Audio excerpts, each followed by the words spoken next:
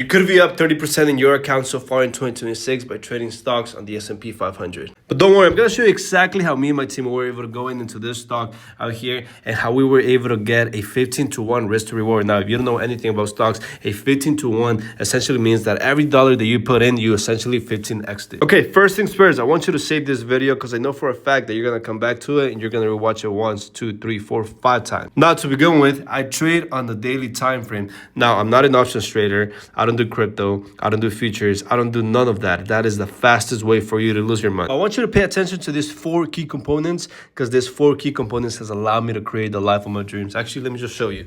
So this is my place right here. And we have 2 grams right here, and we have another Bengal cat which is in the other room, but this is my place. Now back into the charts. Let's start with the first component. Is going to be that we're going to need a stock that has made a huge move up. Second key component is that we're going to add the following simple moving averages into our charts: the 10, 21, 50, and 200 SMA. Now that we have that out of the way, the reason why we're going to use this is because we want to make sure that whenever we're going to enter into this stock, we want to make sure that every single simple moving averages are going to be stacked up all on top of each other. That means bullish momentum. Remember, in this order: 10, 21, 50, and 200. Now that we have that out of the way, now the third thing is going to be that once we have made our huge move up to the top, we're going to wait for the stock to retrace back to the 10 SMA. Now, just because we retrace back to the 10 SMA doesn't mean that we're going to enter just because. We're going to retrace back to the 10 SMA and we're going to wait for volume, bullish momentum, investors, bankers, institutions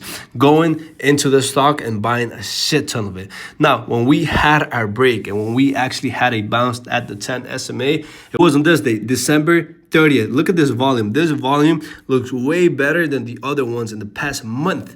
Now, the last thing that we actually looked for is a breakup structure at 184.09. Why? It's due to the fact that we rejected this area 3 times in a row, and when we broke it with volume. And the way that you're going to execute it is going to be by setting up your stop loss all the way at the low of the day. And as you guys can see right now, not even 2 weeks in, and we just made a shit ton of money.